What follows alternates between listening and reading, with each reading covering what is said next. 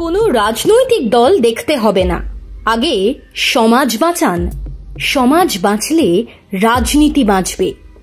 নতুন বছরে আমাদের অঙ্গীকার, আসুন সমাজ বাঁচাই আগে। নিজের ফেসবুক ওয়ালে একথা যিনি লিখেছেন তার নাম অধীর রঞ্জন চৌধুরী। বর্ষিয়ান কংগ্রেস নেতা বললেই অধীর রঞ্জন সম্পর্কে পুরোটা বলা হয় না। শেষ লোকসভা নির্বাচনে যদিও তিনি হেরে গিয়েছেন, তবে তার আগে পর্যন্ত কার্যত মিথের পর্যায়ে বাংলার রাজনীতিতে চলত একটা কথা, সেটা হলো মুর্শিদাবাদে নিজের গড়ে অপরাজেয় অধীর। অনেকে মুর্শিদাবাদের রবিনহুডও বলেন অধীরকে। তবে মুর্শিদাবাদের সাম্প্রতিক অশান্ত পরিস্থিতিতে যেন নিজেকে অন্যভাবে সামনে আনছেন তিনি।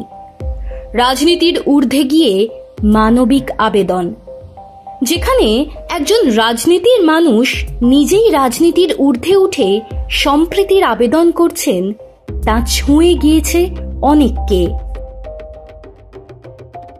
মুর্শিদাবাদের অশান্ত পরিস্থিতিতে অধীর চৌধুরী কি বলছেন সেদিকে নজর রয়েছে রাজনৈতিক মহল থেকে সাধারণ মানুষের। সেখানে অধীরের মানবিক ও সম্প্রীতি রক্ষার যে আবেদন, তা মুগ্ধতা ছড়াচ্ছে।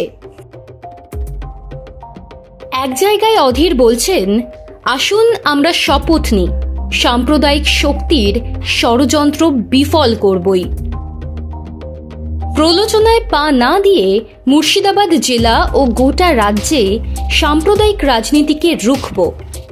আমরা হিন্দু মুসলিম একসঙ্গে হাতে হাত রেখে এলাকায় শান্তি ও সম্প্রীতি বজায় রেখে উৎসব পালন করে এক ঐক্যের মুর্শিদাবাদের চিত্র তুলে ধরি, যা বাংলার মানুষের কাছে এক সুন্দর নজির হয়ে থাকবে।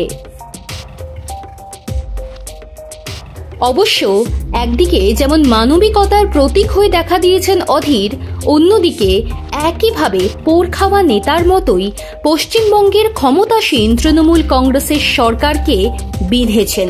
তার তোপ থেকে বাদ যাননি রাজ্যের মুখ্যমন্ত্রী মমতা বন্দ্যোপাধ্যায়ও। কি বলেছেন অধীর? তিনি বলেছেন, দেশ জুড়ে আজ মুর্শিদাবাদ, মুর্শিদাবাদ, মুর্শিদাবাদ, যেন মুর্শিদাবাদ আফগানিস্তান হয়ে গেছে। আখেরে তা নয়। সেই জন্য বলছি, বাংলার মুখ্যমন্ত্রী আপনি আসুন, আপনি স্পট ভিজিট করুন। আপনি তো ঘুরতে ভালোবাসেন, পদ্মার ধারে বসে কবিতা লিখবেন। আপনার প্রতিনিধি মণ্ডল হাতরাস যায়, মণিপুর যায়, কেন জঙ্গিপুরে আসতে লজ্জা লাগছে? না আসতে পারছে না, না গাড়ি ভাড়া নেই, কোনটা? আপনার কাছে এখন প্রাথমিকতা হয়ে গেল কালী মন্দির, শিব মন্দির, কোথায় আকাশে হাঁটার পথ আপনার কাছে প্রাথমিকতা পেল। এখানকার মানুষের দুরবস্থা আপনার কাছে প্রাথমিকতা পেল না কেন? এ নিয়ে স্বাভাবিকভাবেই শুরু হয়েছে রাজনৈতিক চাপানুতোর। অধীরের কথার জবাব দিতে গিয়ে ভরতপুরের তৃণমূল বিধায়ক হুমায়ুন কবির বলেছেন, মুখ্যমন্ত্রীর সময় হলে নিশ্চয়ই আসবেন। মুখ্যমন্ত্রী বন্যা কবলিত বা আক্রান্ত পরিবারের পাশে থাকেন। এর আগে আপনারা দেখেছেন জঙ্গিপুরে কয়েকজন শ্রমিক কাজ করতে গিয়ে কাশ্মীরে সম্ভবত আক্রান্ত হয়ে মারা গিয়েছিলেন। মুখ্যমন্ত্রীর তখন সাগরদিঘিতে মোর গ্রামে হেলিকপ্টার দিয়ে ববি হাকিমকে পাঠিয়েছিলেন এবং পরবর্তী সময় মুখ্যমন্ত্রী পুরো তাঁদের পরিবারের পাশে ছিলেন। মুখ্যমন্ত্রীর কাছে আবেদন করব, উনি আসুন বা না আসুন, কিন্তু উনি যাতে এই যে 3 জন ব্যক্তি মারা গিয়েছেন, এদের যাতে আর্থিকভাবে মুখ্যমন্ত্রী ক্ষতিপূরণ দেন, এটা মুখ্যমন্ত্রীর কাছে তাদের পরিবারের জন্য আবেদন করছি। রাজনীতি থাকবে, থাকবে রাজনৈতিক দলের নেতাদের বক্তব্য, পাল্টা বক্তব্যের লড়াই। তবে সেসবের মাঝে দলমত নির্বিশেষে অধীরের মানবিক আবেদন নিশ্চিতভাবেই মুর্শিদাবাদের সাম্প্রতিক পরিস্থিতিতে অন্য মাত্রা এনে দিচ্ছে।